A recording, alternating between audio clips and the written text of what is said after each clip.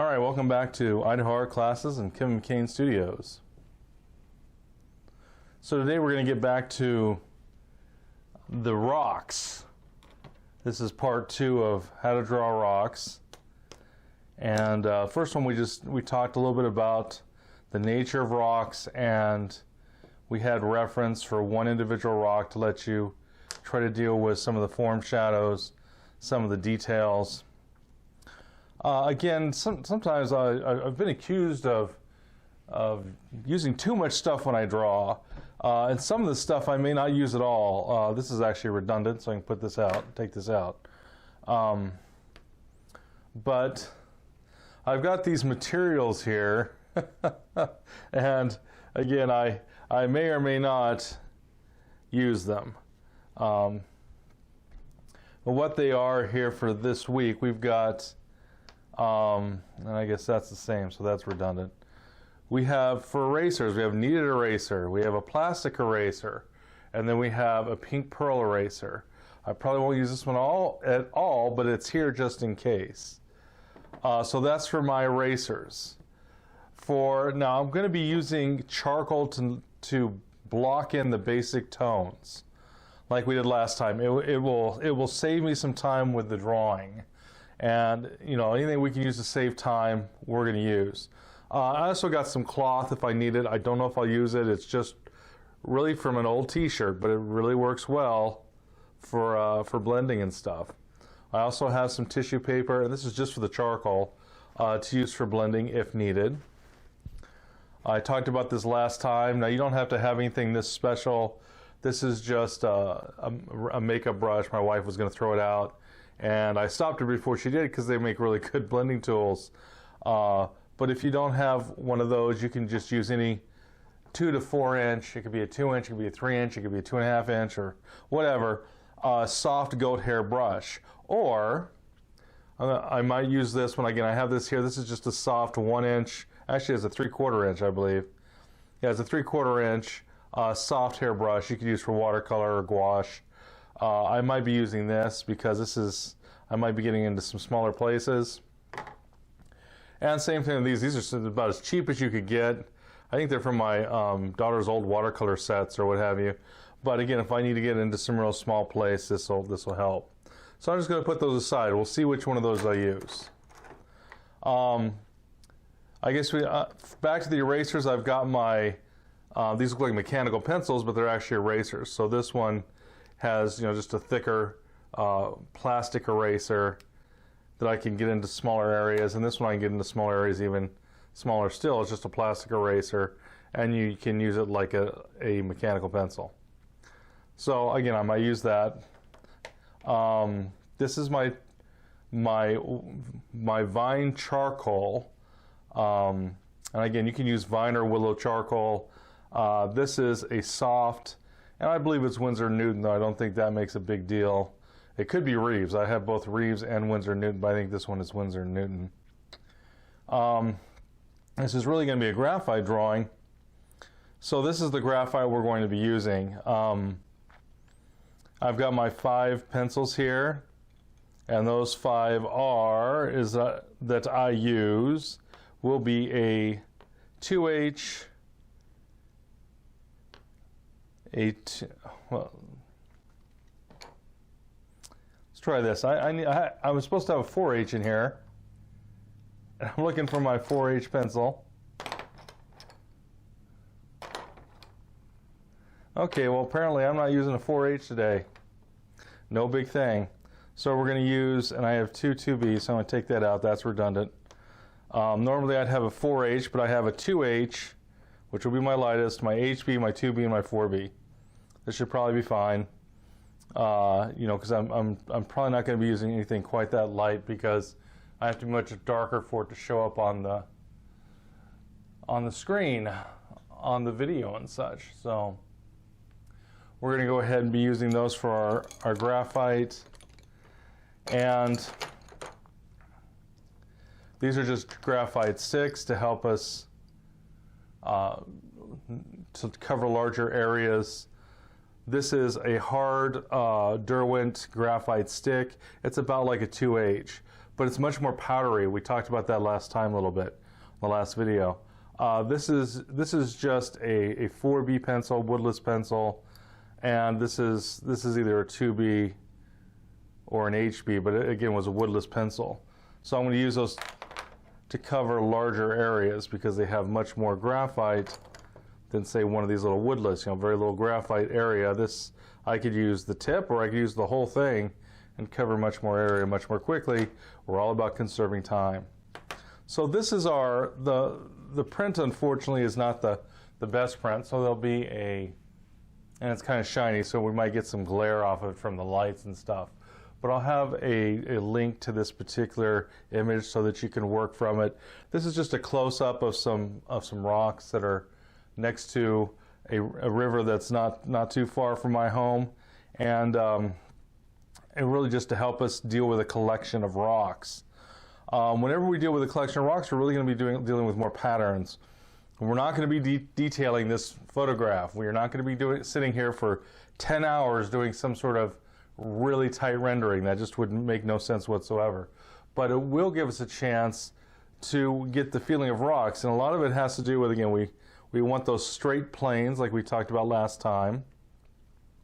And these are a little sharper, not near as round as the one we worked on last time. And so we're going to deal with the patterns, with the design, and we're going to try to also, as we look, this comes here, and then kicks out, and then comes over, and then comes down. Again, that thing about planes, this comes out, this comes over, this comes down.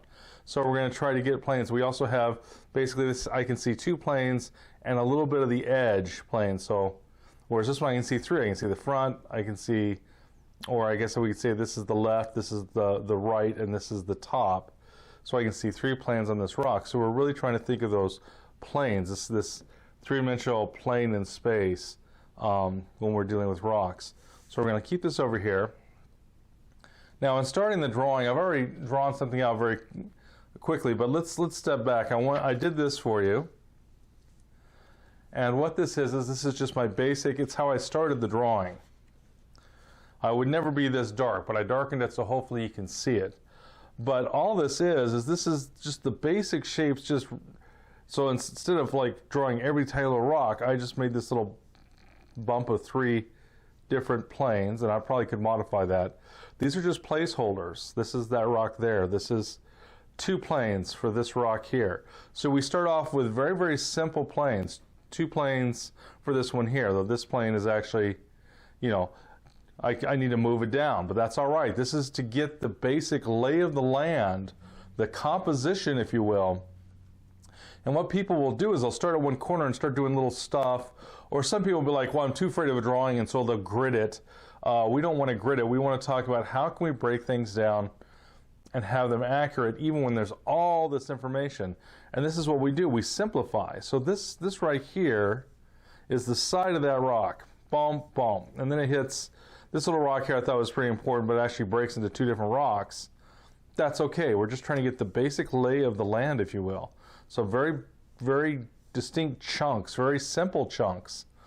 All these different little rocks here are simplified into sort of this zigzag with that rock there, and then it comes down, and there's this little rock, and then I just brought that over. Now it does come up, and there's some other stuff going on.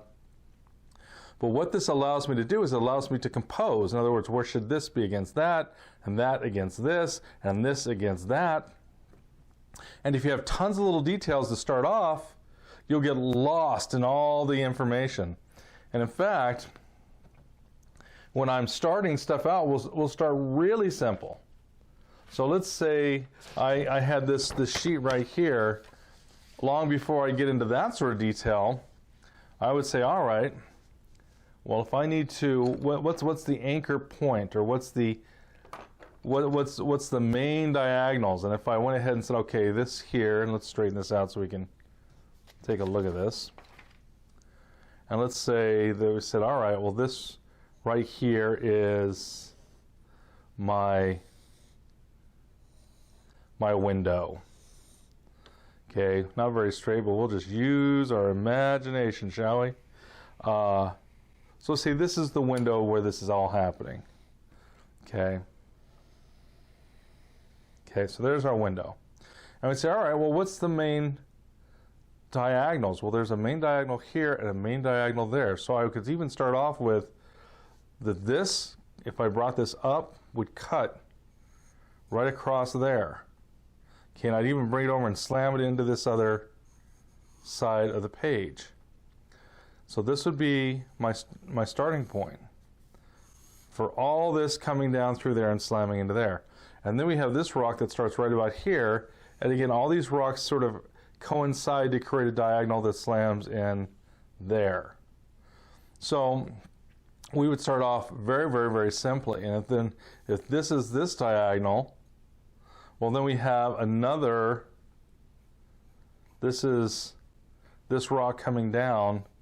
And if we just bring it straight down, we can start to see, does this cut this plane in the right place? And the answer may be no, but the answer may be, oh yes, that's fine. If we took this and there's a rock right here and brought it straight down, again, we're going to find out that this should be wider than this, and this actually is not. These are the same. That's wrong. And because it's simple, it allows me to start with the basic ideas of how big is this against that. If I just start drawing on one corner, you're never going to get this. So the biggest thing for artists when we first start drawing is learning this art of simplification. Again, this diagonal here is caused by this rock. Then there's another diagonal here that's caused by this little rock and the cast shadow. But we're breaking this down to very simple, triangles. In this case, we have what looks to be half of a parallelogram. But that's what we can do. We can go ahead and go, let's see, is this diagonal against that? Does that have enough?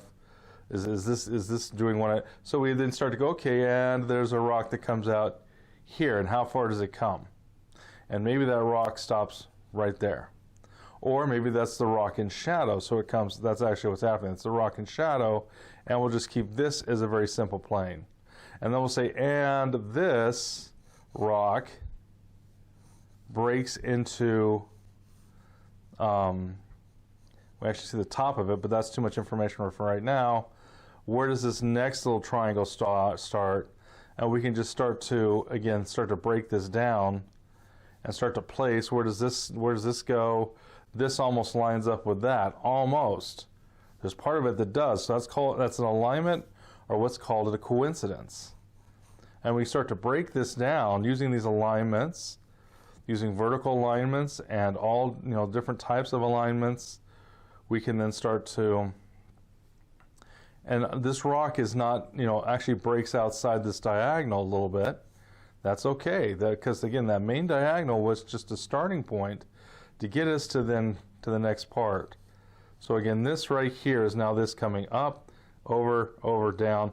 And again, we're just trying to get this to have enough information so we can see what's happening to that rock. That rock comes down here. This is a rock shelf that changes a little bit of direction and then comes down here, and then there's some rocks along the bottom.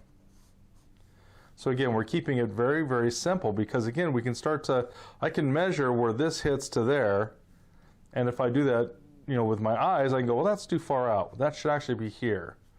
Or, this actually almost comes up and coincides with that, which tells me it should be over just a little bit more. Coincides. This right here lines up. It's an alignment.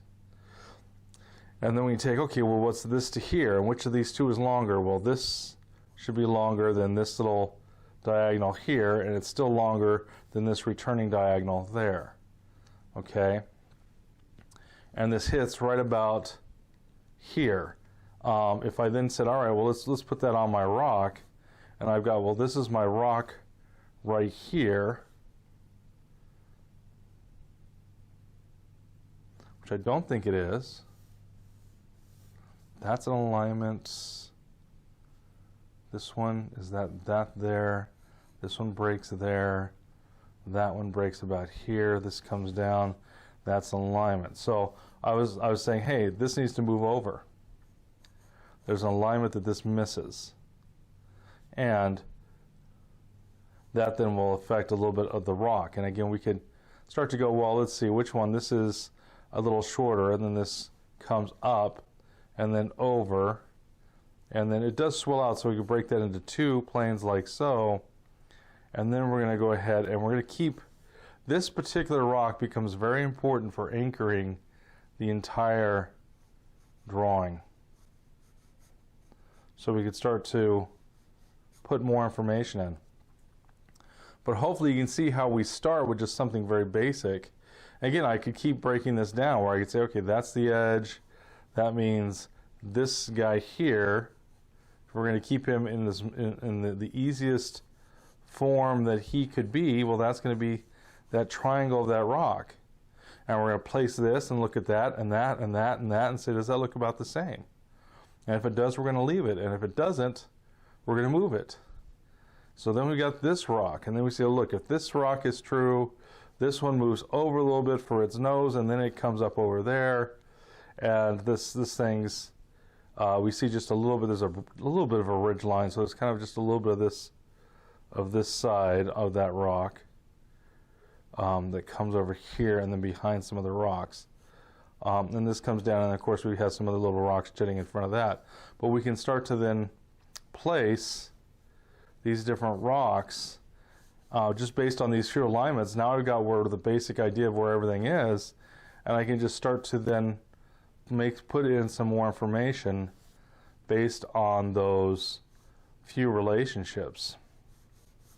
Okay, and so this is how, again, we can compose, and we keep breaking it down smaller till we get to something like this, which is still a simplification, but now, as long as these were in the right place, and that's in the right place, and that's in the right place, and this is in the right place, and this is in the right place, filling in all the stuff in between is much simpler because the proportion really rests on this rock and this rock, this rock and that rock. And then there's some main diagonals. There's that diagonal, there's this diagonal. But that helps us to simplify. And again, we could put like twice as many rocks in here if we want to, but the basic idea is going to be the same. It's not going to change much. Now these are rocks as opposed to the shadow, because there's the shadow shape that also wraps the rocks. And that's a little different. So if we came over here and we said, all right, we're still going to keep those kind of simple to begin with too. This actually has a notch out of it as it comes up over here and then goes over there. So it's a little bit more nuanced. But if we did the shadow shape, basic shadow shape, because again we're going to simplify it in the beginning to help us.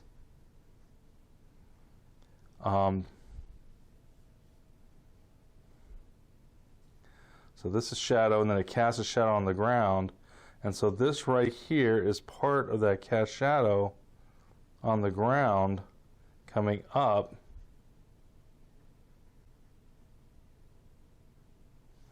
And so this would be the shadow shape. Again, and we simplified it. We want to simplify it. We want to simplify it so we can say, hey, does this look like that? And if it doesn't, we can modify it. It's not the exact, but it's close. And again, most times close is enough, because unless that person has that exact photograph, or as long as there's not some major problem with the detail or the information, most people will be like, yeah, I'll buy that. And that's what we're looking for when we're drawing stuff, is to have it done well enough that people go, yeah, okay, I'll buy that. It doesn't have to be exact. It has to be exact enough for it to look like rocks. It has to be rocky enough to look like it could be rocks. And if it's not rocky enough, it won't look like rocks. It'll start to look like, you know, someone's selling bread in some wonderful outdoor market in some European country somewhere, someplace, somehow. But the next part, before we get too much into the drawing, is we have to put in the shadow shapes. Now again, the shadow shapes, we're gonna start to break these down into a little bit more complex nuanced shapes, but we're still keeping them fairly simple. So this would be, now this is just the cast shadow for right now. This would be the cast shadow. We have the fact that this rock has a little bit of a ridge that I can see as it twists and turns and comes over.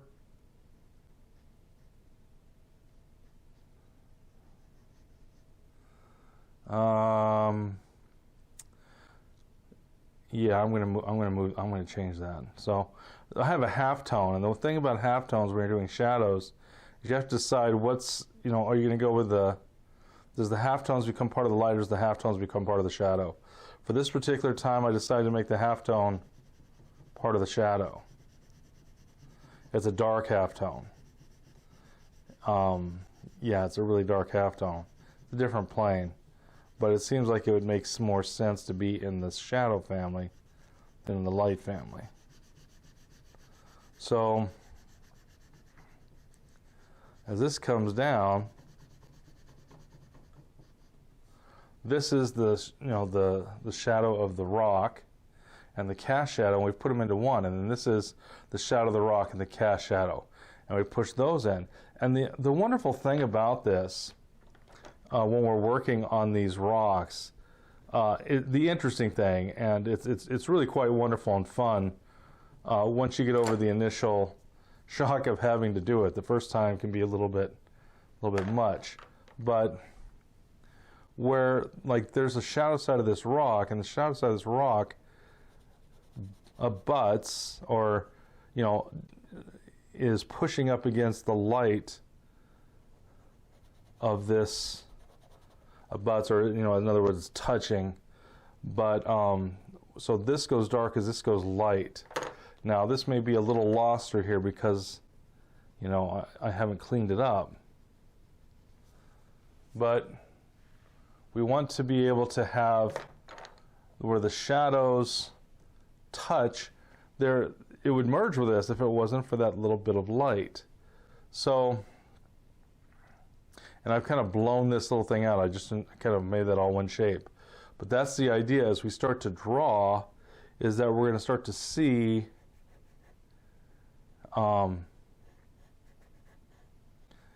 these shapes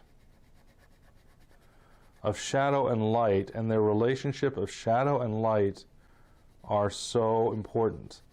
Now, we're drawing rocks, but for those that are maybe interested in outdoor drawing or outdoor painting, first off, there's so much detail outside that you could be there for 6 weeks drawing the thing and still barely scratch the surface. So we have to simplify in a way that makes sense, and simplify in a way that we can recognize as the object. And the great thing is that it's all there for us. The light and dark patterns are already there. We just have to identify what they are. And so, as we are drawing and or painting, you're gonna, in this case, the outdoors, you're going to be looking for the relationships where the lights and the shadows touch. Like right here, this rock in shadow, kind of like this one here. There's a little, is it exactly everything that's going on there? No, there's some rocks that have been dropped out. But where this touches that, this is light and this is shadow. Okay? Pardon me. But the light and dark shadow is so important whenever we draw. Okay? So we want to be aware of it. We don't want to ignore it. If we ignore it, it will be, we'll wish we hadn't. We'll just put it that way. It won't look like the object. If we have the shadows, and even if they're not perfect, but they're similar, it will look like the object. It's that simple. That's how people go and draw some or paint some wonderful scene, or draw some wonderful scene in the Grand Canyon in a couple of hours, not because they're putting every little detail in there. They don't have time. They don't have time to do that. They just don't. And anyone who thinks they have seen somebody then do that, where they put every detail, I encourage you to watch them again. You cannot do that in 1 hour. or 2 hours, or 6 hours, or 10 hours. People that do super faithful scenes, if they're painting, they could be there as long as 6 months or longer. And there are some people that do that, where they will sit at a scene and they will paint it faithfully, like a portrait. Still not being photorealistic, but where they're trying to be very faithful, definitely realism, but not even necessarily photorealism. And it will take them as long as 6 months to do something like that, because it's so much information. If you don't, it won't look right. If you're trying to, again, a portrait of a scene, if someone's been there over and over and over again. But the good thing is that even people that have been to lots of places over and over and over again, we have really bad memories. And so you can take, and if you can get the shadow patterning and the basic characteristics down, basically a caricature, just like there's some caricature artists that aren't great, but there's others where they're amazing, and you'll be like, wow, I know exactly who that is. But understand that's not a portrait, that's a caricature. With a caricature, you are constantly simplifying. And you're going to take something that, instead of doing a formal portrait, where you're not trying to simplify, you're trying to simplify everything down to its absolute essence. And so you're throwing away a lot of detail. Now there's some caricature artists that, again, will put detail into caricatures, but understand, if someone's like painting somebody for 6 hours, that's still a caricature. That's a lot of time, and it can be a very realistic caricature. That doesn't mean it has to look like, something that you'd buy at some state fair or something that you paid $20 or $25 for, or whatever.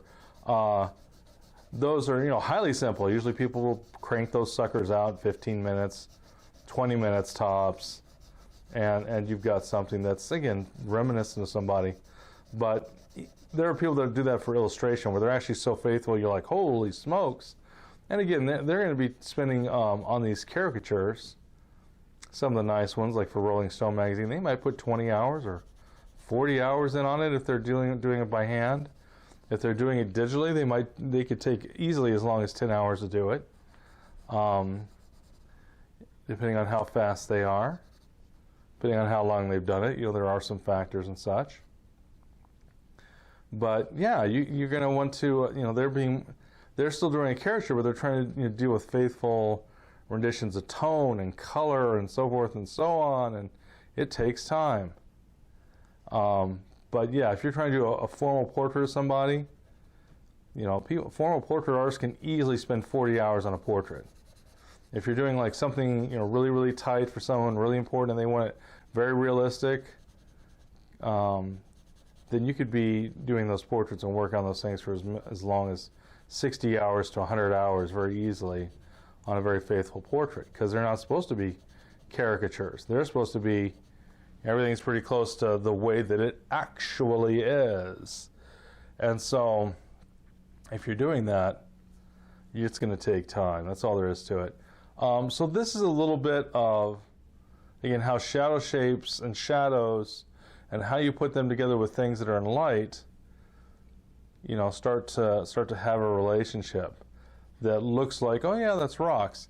And again, if we're doing this as a drawing, these would start to blow out a little bit, the edges. They wouldn't be quite so clean. These would darken in the shadows. You're going to have some places like this over here where it's deep shadow, and you're going to get some of the light sort of dancing through and on top of a couple of objects that are going to identify it as light patches in a deep shadow area. So let's say we did this, again, where this is all in shadow. That's a little patch of light.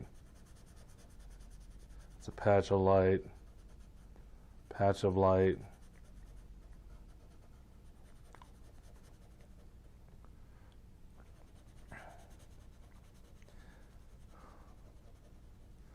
Let's see, there's a little patch of light that shines out through here, and then this is all in shadow, like so. And not only that, but this is all in shadow. So you can say, all right, well, there's this rock here, and the shadow cuts across the rock. And then this and everything else over here is in shadow. Okay.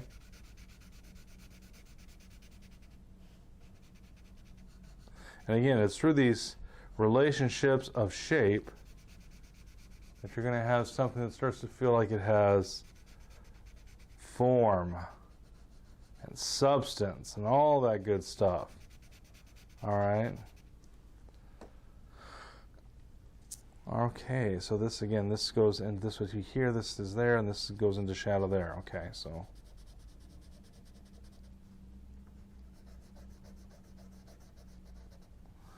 there's something like about there, and then you even have some deep shadows in here that are where rocks are touching rocks, or some people talk about occlusion shadows, things like that, and that certainly would exist in this realm of deep, deep shadow back there. We got to be careful, because if there's no other dark shadows anywhere else, it starts to look like too much detail and will start to flatten out. And it'll become, your eye will look at it because it'll be so different from every other place out there. So what we can do is I can come on over here and lighten that up a little bit. Okay, so this is what we're going to be doing, is we're going to start to put in the shadow shapes. Some of these shapes got a little rough. This should be like, they all look the same, and again, sameness is, so this is a little more round. This one's a little bit more of a, you know, a sliver. This one right here should be a little bit more rectangular. So again, I mean, just like anything else, we're going to start it off, and then we're going to see if it actually looks right. And if if it doesn't look right, we're going to change it, and that's all right. And that's how we can start to get things that start to have a similar relationship. And then this is all getting lost into the same, enveloped, if you will, in the same darkness. So we're gonna do that, and that's how we're gonna do it on this drawing down here, where I've taken it from this step to this step, and then put a little more information there. So this is our starting point.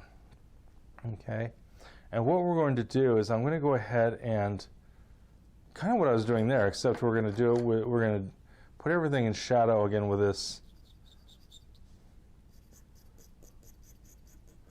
willow charcoal. And again, we're not going to be here drawing this thing we're trying to do this drawing in maybe a couple of hours. So we've really got to get the information in here. We can't mess around. This is, again, one thing about charcoal, sometimes it will squeak. So you could hear that whenever I made the mark, you could hear that squeak, squeak, squeak, squeak, squeak. As opposed to that right there, which is a scraping, which, you know, is much nicer than the squeaking for sure. So we're going to go ahead and rub this in. Now, the wonderful thing about the vine charcoal is it'll just leave a little bit of a tone in there, and that's what we want. We just want just enough so we can, you know, just get a little bit of the tone. Now, this is, again, this is all in shadow here, right? This over here is all in shadow. Now again, the shadow shapes versus the light shapes become so important when we're drawing. And the better off you can look for those shadow shapes, the better off you'll be. Now, the thing that we can do to help us see better shadow shapes is to start asking ourselves, hey, does it look like certain two-dimensional shapes? Like, you know, is it a circular, or is it rectangular, is it triangular? We can also then go into, you know, A, B, C, D, and you know, our alphanumeric 1, 2, 3, 4. You know, that looks like a letter 7 or something. You know, we could start looking for shapes that deal with, that are either letter-like or number-like, and that can really help us. So again, as we're making these shapes, we're actually very shape aware from all our days, and when, you know, back in school when they taught us to write and all that good stuff, penmanship class or what have you, we are, you know, making the alphabet, which is, you know, shapes. It's all about shapes. And when we draw, it's all about shapes. So we're going to use these ideas of shape as we draw, so we can get better, so we can have drawings that look better because they are based with the idea of shape, and not just, you know, hoping for something that kind of has the shape. And sometimes we do that where we're drawing like, well, I hope this is right, as opposed to I don't know that it is, or is it? And with some of those concepts of using basic shape, basic angles, and then continuing to break stuff down in a very controlled, sophisticated way, just, you know, oh, I break this. This is that same angle, but oh, there's a little dip here. There's a dip here. There's a dip there. But I have to have the angle first before I start, you know, sort of changing it, modifying it. And so I can't tell you that enough, that you really need to learn to simplify. It just comes with drawing, getting used to drawing shapes, getting used to drawing and identifying proportion, and looking into identifying basic design elements, composition elements, as people might say. You know, is that an angle or a diagonal, and where's it going, and how long is it, or how short is it, or how, you know, where does it start, where does it stop? Those are all really good questions to help your drawing improve, to be sure.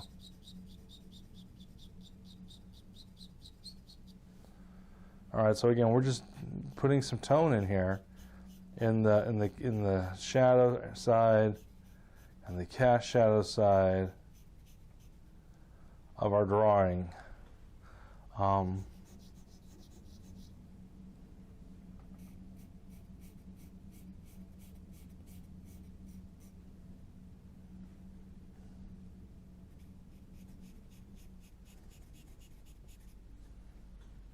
right.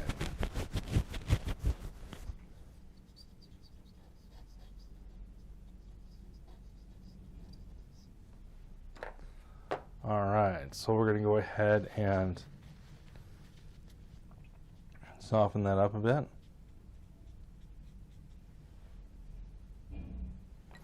I've also got,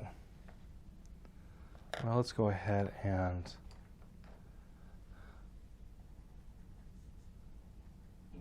so we've got this, again, this graphite pencil up here.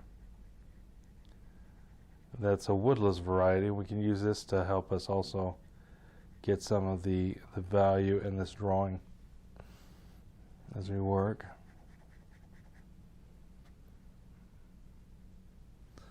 And we're just going to continue to, we're going to continue to develop the drawing.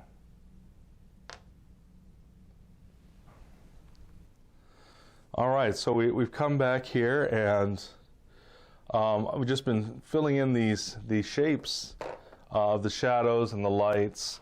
And again, if we have these aren't even close to being correct. These are a little more correct. But again, just by putting in light and dark in the right relationship, it starts to look like piles of stuff. And so the better you can play the game with shapes, the better off you're going to be, the better off the drawing is going to be. So I'm still using charcoal here. I haven't really switched to graphite just yet. And again, we've got this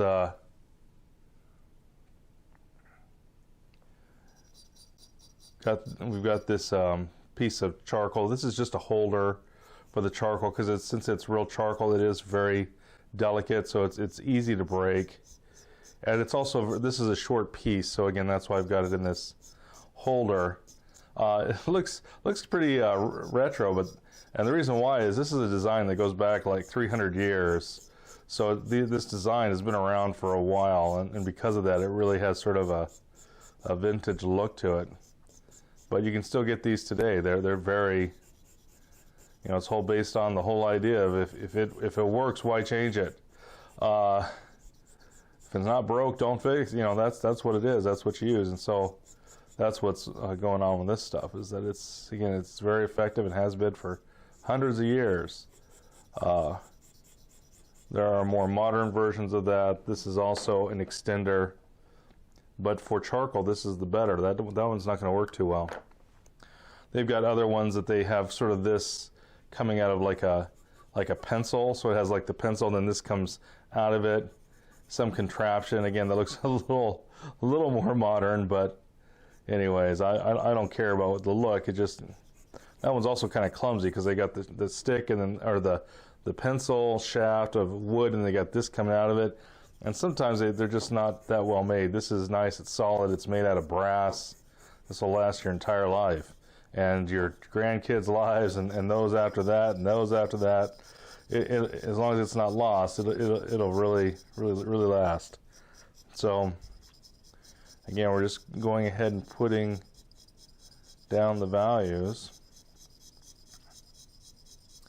with this thing.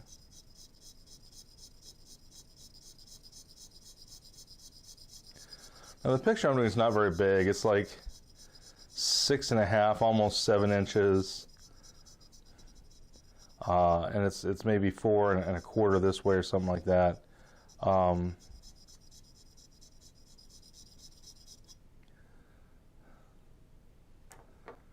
But it's a 3-to-4 ratio, but it's not a 6x8. It's sort of halfway in between there. So so this is probably just 6 inches then. But I remember when I was printing this out, I'm like, oh, it's a 3x4 ratio, meaning that, you know, any 3x4 rectangle would be the same proportion as a 6x8, which is the same proportion as a 16x24, and so forth and so on. So I'm going to go ahead and grab, there's just this little weird splotch right there I'm going to get rid of. Probably come back because most likely that's some weird thing in the paper, in the actual paper surface, that I might have to deal with a little later. I'm going to use one of these little pencils to get in here and just make sure that, yeah, see, these actually act like a broom. And what I want is I want any charcoal that can come off to come off, because again, we're going to be putting graphite in there, so we just don't want a whole bunch of charcoal dust, because then the graphite won't get into the paper, and that would be undesirable. We don't want that. So again, we can go ahead and, you know, lighten that up a little bit. So now I'm going to go ahead and I'm going to grab a pencil. Maybe I'll grab a 2B. So this is my 2B. And I'm going to go ahead and we're going to strengthen all the shadow shapes. And that's what we're going to do. So what I'm going to do with this 2B pencil is I'm going to darken all the shapes .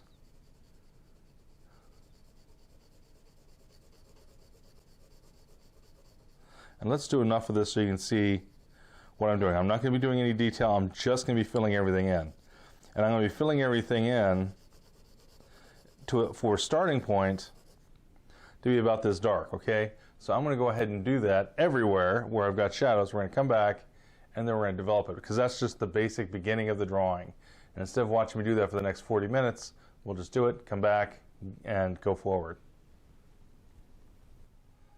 All right, so I just wanted to show you where I'm at. So I'm still just putting in the light values into all the shadows. Now there are a couple places where in the shadows I've got 2 values, and that's just to distinguish between, say, like there's a rock here and a rock here, and then there's a deep shadow between them, and then there's a rock here and a rock here and a rock there, and there's a deep shadow between them. And then this shadow is dark on this rock is a little darker than this one. So this is just to help me keep a little bit of some of the details that I want to save, but I'm still doing this, you know, I'm just putting in the shadow shapes, and we're starting to get a feeling of space and depth and form. Now, understand that this has a little bit more detail to this one. So this was my basic shadow shapes, or I should say my basic shapes, long before I would have filled in for shadows. I would have taken these shapes and started to nuance them. Oh, there's a V in there, and there's another little V in there, and this comes down, and then this comes up, and then there's a shelf, and it comes down and up again. I would have gone ahead and nuanced a little bit, but that's the only difference between this and that. And we haven't finished. I'm still, and it's taken me a long time to do this. But the cool thing is, once you do this, you're like more than halfway done with the drawing, maybe even 3/4 of the way done with the drawing. And we're just going to be what's in shadow is dark and what's not in shadow is light. And it's a very powerful illusion once we establish this. So I can't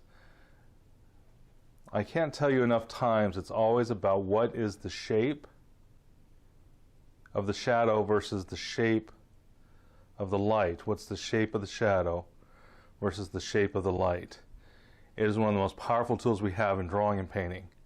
So I'm going to continue to fill this in. We're going to come back. All right? And so we're just going to continue on here, but I've probably spent a good hour and a half, maybe a little bit longer, just filling all these little bits of information in here.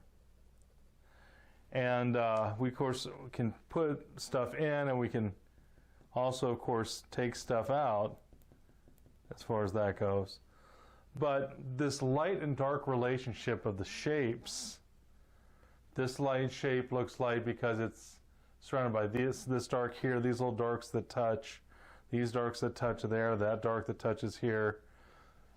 There's a very important relationship with the patterns of light and shadow. And people talk about it as, people will call it positive negative shape. People will talk about it as, you know, light and dark, you know, in terms of the light pattern versus the dark pattern. Some people might even throw the word around notan or natan, depending on who you're talking to. But this just basically the way that the lights and the darks come together will give a feeling of light. And we've already got this, so there's hopefully we can see very clearly that we've got something that's already starting to feel like this image that we're drawing over here. And we haven't really, we've only got light and dark, but it reads very clearly like, let me try it again. It really reads like light and shadow because of the fact that we have definite, this is light, this is dark, this is light, this is dark. What we have to be careful of, because again, we're going to start putting in some of the middle values or halftones, that's the same sort of thing. We're going to put in some light values, some middle values, some reflected light, and if we don't, if we lose this relationship where we can't tell what's light or what's dark anymore, it won't have an illusion of depth. So we have to make sure we don't blow out too much of the lights. We also have to make sure that there's less contrast in the background. And what I'm doing right now is I'm taking this brush and I'm very gently brushing over some of these areas to knock this back. And when I say knock it back, I mean to lower the contrast so that it will recede. Because if it has as high a contrast as this will try to jump off the page. It will try to come forward. And then this will actually go back, and we will flatten out the drawing. And so we don't want to do that. And so what I am doing here is I'm using the brush as a very gentle blending tool. Now, if I wasn't using a brush, I could use tissue paper very softly, very gently. I could use a Q-tip swab. I could use a cotton ball. I wouldn't use a chemise. I wouldn't use a stump. I wouldn't use a tortillon. Those are too heavy-handed. Now, whenever you brush something or blend something at all in graphite, it can start to have a sort of dirty look to it. It starts to look like like the paper's dirty because when you push that graphite in, and it loses all its luster. So whenever you will come in here and do a little blending, you're always going to want to go back over your areas with some sort of a tool, some sort of a graphite tool, Right now I'm using a 2H, so 2H is very, very light, but it will go over that flat graphite and just give it a tiny bit more luster back. It'll make it feel less flat, less dirty. And that's why you got to be careful whenever you blend in graphite. If you don't do it properly, it'll start to look like, someone's come over here and kind of smudged your paper over, or that someone with dirty hands has been holding it or something like that. And you don't want that to look like that. Now, if I wanted to, I could use, again, your H pencils have more of a silvery quality to them, which is very, very nice.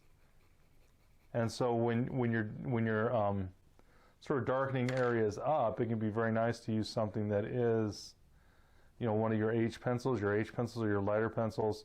And again, being lighter, they have a more silvery quality to them because they add a certain clay or something to make pencils harder and such. And so by depositing more graphite back on top of the paper, instead of the graphite that's ground in, it'll shine a little bit. It'll have a little luster, and it will make the drawing look much better if you go over with a tool, meaning a pencil of some sort. Even if you're not putting that much graphite down. So if I used a 9H or something like that, you have to be very careful with a 9H. I know I recommended a 4H, but let's say I had a full set. And I go, I want to, I've got this 9H. What would I use it for? Well, that would be a perfect time because again, it's the lightest pencil. It's going to be the more silvery. It's really hard though, so you have to make sure you're using very little pressure, or you'll dig all kinds of. You might even cut your paper if you're not careful. But the idea is that you can bring some of that life back into a very lifeless part of the drawing because you went in there and you blended it or what. Now, in terms of this drawing, I could sit on this drawing for another 2 hours or more just playing because there's all this different stuff in here. Obviously, I'm not going to make you sit here and watch me for 2 hours. We might do some of this in pieces. We're also going to, I'm going to leave a lot of the, this alone because I don't want to get too much detail back in these back rocks, or again, these back rocks will try to start to jump forward. And so I'm going to put just enough information so that they sit back. We're actually dealing with foreground, middle ground, and background. Because we are dealing with foreground, middle ground, and background, we're dealing with depth.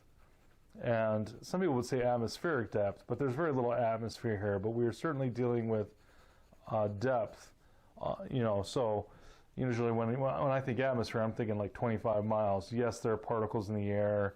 Yes, it might be affecting it slightly. But we're actually going to push it like there is more, like, a mile or two or something like that. And we're going to do it by exaggerating the laws of depth. For the laws of depth, we have that higher contrast comes forward, bigger objects come forward, sharper edges should be in the foreground, softer edges in the background, and somewhere in between for the middle ground. Less detail in the background, more detail in the foreground, bigger shapes in the foreground, smaller shapes in the background. And if we do all this, we'll start to have a feeling of depth in our drawing, which is what we want. We don't want it to be flat and lackluster. Now, maybe I should talk a little bit more about the shadows because they're not flat, and that's all right. I wanted some of this. I wanted, so I was using some lines where I was, again, they're going different directions. There's slightly different values. There's some different shapes, and I wanted some of that, absolutely, because it starts to imply detail. And so you might change direction on a shape to clarify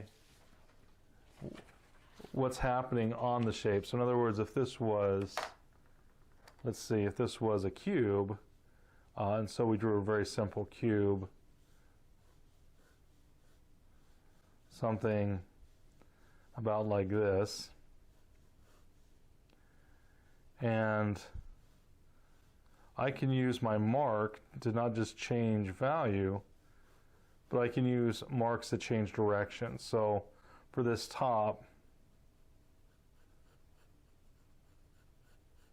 I could have, and they'd also be changing value, but I could have lines that are at an angle, like so. And then when it changes planes from the top plane to the side plane, they could still be at an angle, but they could go the opposite direction. So they're going to change value, plus it's going to change the direction of the line so that it indicates that there has been a change in a plane. So again, and we can sometimes, there's certain times, like if I'm doing a very smooth ball, or some sort of, if I'm shading some sort of marble or ball bearing, I'm not going to want to leave really the lines. But on something like a rock that's rougher, we can leave the lines. And again, we can use the direction of the line to help to define that this right here is different than that right there. So I'm actually using, again, some of the, now I haven't crossed the line, so I'm not hatching yet, but this is using line that are changing direction and value to imply that these are not the same planes. That this right here is a different plane than this plane right here. Okay, and if this was our light value, we could again change the direction going this way and make it much lighter.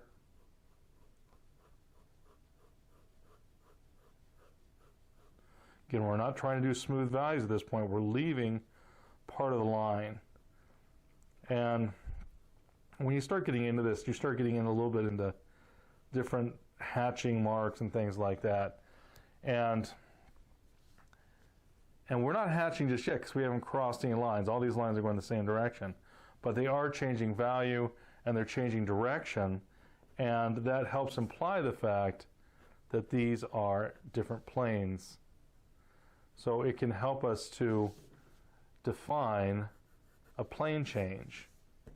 And so if you look at some of these rocks, I've got some of that going on. I've left some of that. Now, I might do more of that as we really get into the detailing, but for right now, I still have some of that, and it just hints at detail. Again, I'm going to go probably let this, I'm going to blow this kind of out or soften this stuff out, and we're going to kind of focus on this area in here. This will be sort of our sharp focus, and then this will be the outside stuff we're just going to leave because it's just not that important. So we're not going to act like it's that important. But here's, again, this is a different plane than that dark right there. And again, I'm going to use a little bit of line. And again, with rocks, because they're definite planes, we can get away with this. Now, do I have to do it like this? No. But I can use the line to help imply that there is a plane change on this rock. And it's certainly not going to hurt the rock. And in fact, when you start doing this with line, it starts to feel more and more like you have definite plane changes, which makes it feel more rock-like. Again, we go to that first, that first class about rocks, and we're talking about definite plane changes.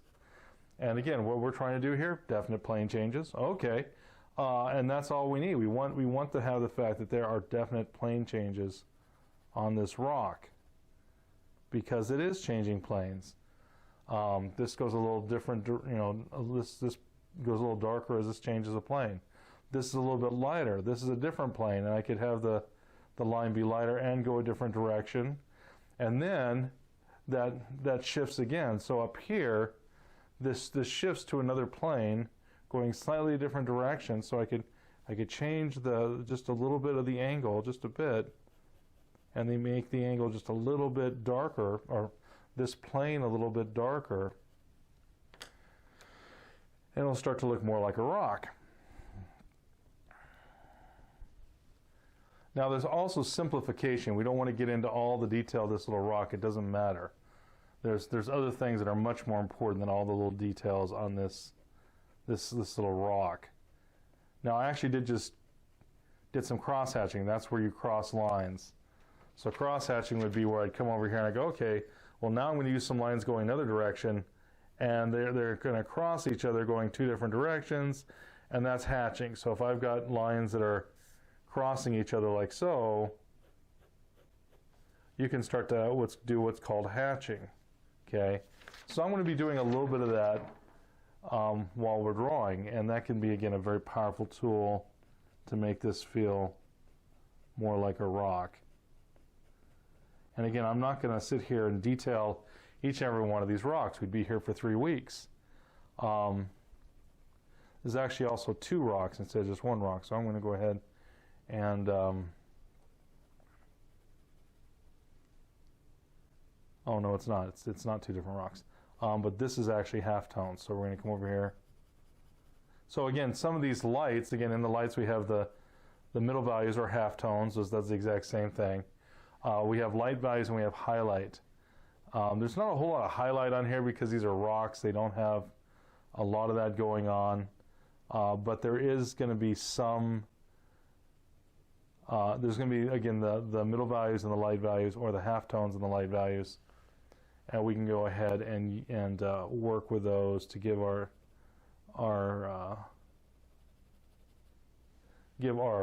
drawing the illusion of depth and all that good stuff. The other thing that really helps us, this can seem kind of, when you see it done, it can seem kind of easy.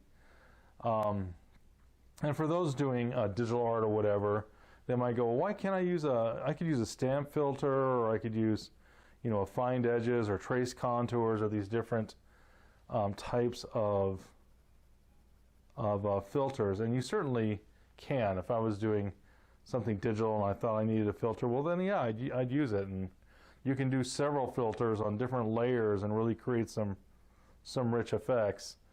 But we're not gonna worry a ton about this. But where I was going with this is that I have yet to see a filter that's as sophisticated as the human eye and the human brain. And so there's times where, like, the computer will just take the patterns of light and fracture them using the parameters of that filter. And you'll get, and if you did that and then put it next to mine, you'd see they're not the same, because I'm not just dealing with, because what the computer can't make decisions about halftones. And when you start breaking these families into dark and light, you have to start asking yourself, well, where am I putting the halftones? And sometimes I'll push them to the darks, and sometimes I'll blow them out to the lights. And it depends on what I think would look better for the drawing and what will help me map it better in my brain. And so I'm making decisions. I'm doing redesigning while I'm doing this. I'm checking edges. I'm doing all that stuff we talked about before to help have a better looking image in the end. And the computer doesn't do that. The computer just says, oh, that's light. By a certain amount, it goes white. By a certain amount, it goes dark. And there's none of that, oh, well, I think I'm going to change this because it will help me in A, B, C, or D ways. Whether it's going to make the picture look better, I'll knock that back, I'll pull that out. This will help me from mapping, remembering where this is, so I'll do A, B, C, or D for that. And because of that, again, these will always look better once you get used to doing it. Once you get used to it, it'll look much better than anything the computer will do, because we're deciding, we're making decisions and changing it up a bit from what's actually happening to clarify stuff. Or some people would call it, well, you're redesigning. Well, you are. That's what you do when you redesign. You're either making it look better, or you're doing it for practical purposes, or you're doing it for drawing mapping purposes, or you're doing it for simplification purposes. And so, yeah, and so this is a very important concept of we talked about the positive and negative shapes, the negative being the shadows, the positive being the light. We talked about light versus shadow shapes. It all means sort of the same thing, but it's much harder than it looks. Like sometimes you'll see that and you're like, I got that, and then you start trying to do it and you're like, holy smokes, that's not easy. And it's not. It takes a while to get used to doing it. But once you've got your brain wrapped around it, again, as long as you don't kill it, and that's the hard part. Like right there, that just went too dark and no longer looks like light. That's an issue. That's a problem. So again, we have to make sure that our original relationships are clear. And if they're not clear, well, then we have to go back and we have to clarify them. That's the part of the art of this stuff, where we're like, oh, and we're constantly looking at the surrounding value and how this value looks against that value and so forth and so on. And that's an important part of the drawing, is understanding how that needs to relate. And again, we don't need to get too far back, too much into the detail of these things. We just want to, this is like a little too bright, so we're going to knock that back. This is maybe a tiny bit too bright, we're going to knock that back. Maybe just a little bit off of there. Now, if that's too dark, in other words, if it's going too dark too quickly, use a lighter pencil. So now I've got my 2H, because this can went splotchy again, and I don't want it to go too dark, because otherwise it'll lose that feeling of light breaking through there. It's already gotten a little bit softer than I care for, but I'm actually going to come in here, and we're going to, again, I've got a 2H pencil. I'm going to push this down a little bit, and I'm going to come over to this edge. I'm going to push this edge down. In other words, I'm darkening it. When I say I'm pushing it down, I mean I'm going to darken that edge. And so as this goes darker and that goes darker, this looks lighter. So it's all about relationships. Just like you see in those magazines when you're standing in line in the grocery store, it's all about relationships. And it is. It's about this value against that value. And if we can do it right, then it will have depth. Now there's another thing, there's like two different values in here, and that's because we have rocks, and then we have the spaces between rocks, we have deep shadows, and in some places we'll even start to see occlusion shadows, and that's just where, again, the shadows start to get really, really, really, really dark, is all that means. And there's going to be, like where this rock touches, there's going to be an occlusion shadow. Now there's actually a little rock in front of him, but where there's a side of that rock that's got a deep shadow, and then where that touches, there's an occlusion shadow. So, and those are really, really, really dark, the occlusion shadows. And so we're going to come over here, same thing here. There's a couple places where you have some of these deep shadows happening that I haven't really dealt with just yet, that we need to at this point, because it will give the shadows just a little bit more information, and they'll seem like they have more depth. The biggest issue that happens with people when they do first start drawing is that their shadows go flat. They're using photographs, and the photographs are really poor, and this is not a great photograph. But while I'm doing this, I'm thinking of this like an artist going, hey, wait a minute, if I was there, because I've done a lot of on-site drawing, a lot of on-site painting. So a lot of this stuff, you're pulling from all the knowledge you've got, and then some, to make this work. I mean, you're really trying to pull from all your experience, and that's the cool part about drawing, is you're pulling from your experiences, in drawing, and the places you've been and what you've drawn before, and it certainly helps, and it helps immensely. It doesn't just help a little bit, it helps immensely. But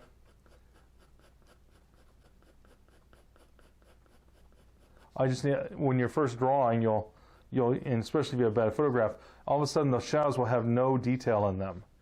And what happens so this has a gradation. This goes darker, and this comes out and it goes lighter. So that's because of reflected light. And you can't see quite that much in the photograph.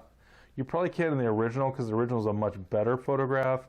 But the idea is that me as the artist goes, nope, this will look flat if I don't put a gradation in there. I'm going to put a gradation. So that's my redesign. That's me going, okay, here's what I've been given, but this is what I'm going to do. Okay, and so I'm going to think, because I'm using graphite, I'm going to get in here a little bit, and with this sheet to protect, because otherwise if I drag my hand through there, I'm going to get my hand all dirty, right? Well, the easiest way to not have that happen is by using a protective sheet. This is right here. Now this is a 3B pencil I was using. That was too dark. Remember, the B pencils are your darker pencils. I'm going to grab, now I could use an H, I could use a 2H, and I wish I should have grabbed my 4H, but that's okay. I'm going to use my 2H, which again is a very hard pencil. It's not the hardest pencil. The higher the number of H pencil, the lighter it goes. So the 9H is the lightest, and the H pencil is the darkest in the H family. And then for the B pencils, the 8B or 9B is the darkest, depending on the manufacturer, because some manufacturers only make as dark as an 8. Some others might go to a 9. Sometimes you'll see people have an XXB or something like that. But anyways, the higher the number on the B's, the darker they are. So the lightest pencil in the B family is a B, and the darkest pencil is, you know, an 8 or 9B. And so that's nice to know, you know, when you're drawing which pencil to get.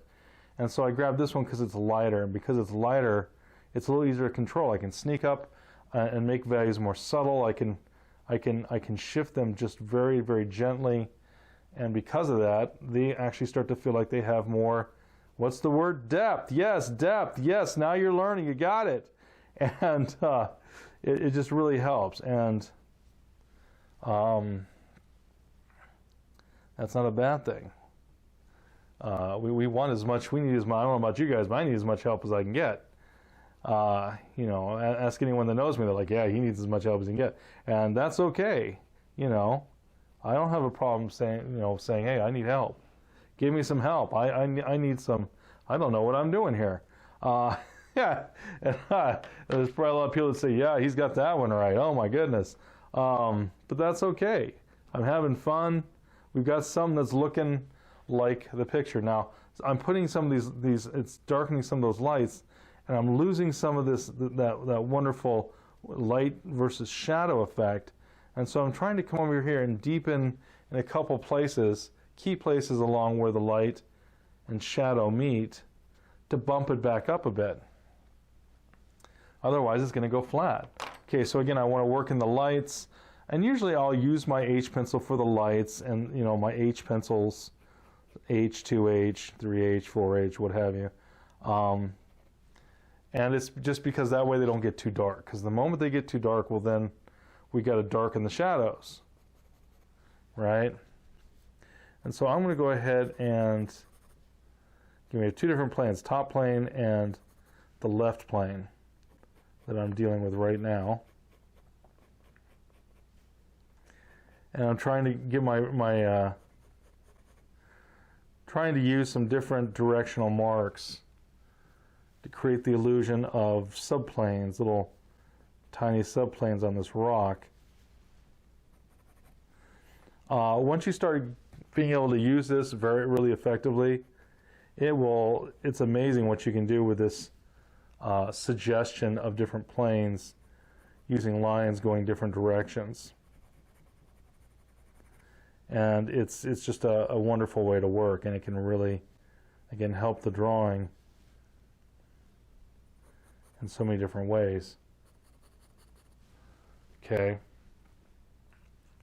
Taking my eyes out of focus while I draw, softening that vision so I can see the values. This is a little strange because we have our light, and the light's coming from this side. This is a little darker than this, but it's probably because we have the light kind of hitting here. But as an artist, I have to go, what do I want to do with that? And so here's my, so this edge is light, where 2 edges come together, one has to go darker, one has to go lighter. So I'm going to come down here, and I'm going to make where those 2 meet, this be a slightly darker edge. Okay.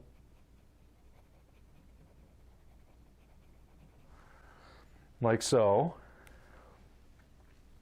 And I'm going to have a gradation from going darker, getting lighter. So I'm even going to have a little bit of a gradation down here of it getting lighter as it comes up. Okay.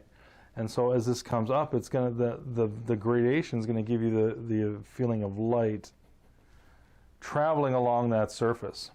Okay. And then we're also going to do the same thing down here. We're going to make this a gradation of light. And we're basically going to try to have it come up towards the corner, because if it's hitting on that corner, yes, there's going to be a light side and dark side, but we definitely just want to highlight the plane change and to bring up the idea that there's sort of light is up here, not back here, not down here. So, and I'm also going to do this. I'm going to say, look, if my light's coming this way and I want to really show that the light's coming this way, at a slight angle like this, it's not huge, but it's a little bit. Well, then I'm going to go ahead and I'm going to darken this one right here, because this is the plane that's going down and away from the light a little bit. And so even though the picture you know, it could be, you know, just the fact that the value is changing a little lighter and this a little darker, and so it's a pigmentation thing instead of a light thing. As an artist, you have to decide, well, am I going to go with the pigment or am I going to go with what light is doing? Right now, I'm going with what light would be doing, and so I'm going to ignore the pigment, and I make this slightly darker than this over here, so that's what I'm working on. And I still want it to stay light. If it goes too dark, this won't work. But the idea is I'm trying to get just enough so this looks like this is going in a little bit into middle value or halftone, darker halftone. And I'm also going to darken this down just a little bit so this edge pops forward, because right now this edge is popping forward, the back edge. And so just little bits like this can really help this rock have a little bit of just a little bit of more depth. Some people might use the word pop, and I have lots of pop. We like pop.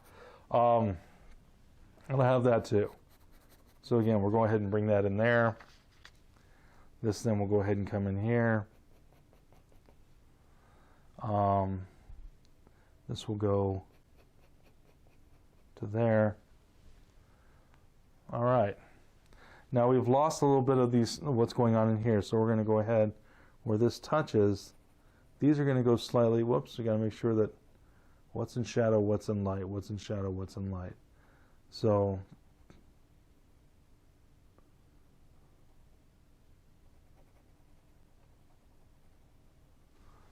we'll say this is the shadow side, and this is the shadow side. And there's a little rock I've kind of taken out that's right through there. I need to ask myself, how important is that rock? But I think it is important because now we're starting to darken this edge, and this is a slightly lighter edge. So I'm going to make this go back.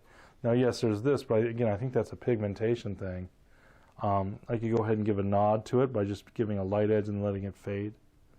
But where this gets darker, I want there to be a slightly lighter edge right where those two meet, so that that becomes the one that stands up and says, yes, I'm in the light.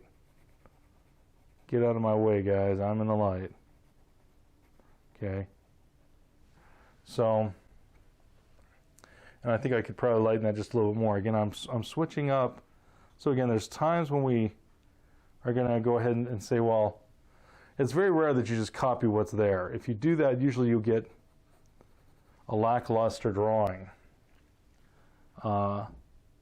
Because even photographers like Ansel Adams and others, back when things were all done in the darkroom, though these days it's going to be more in Photoshop, but they would spend copious amounts of time, lots of time, getting the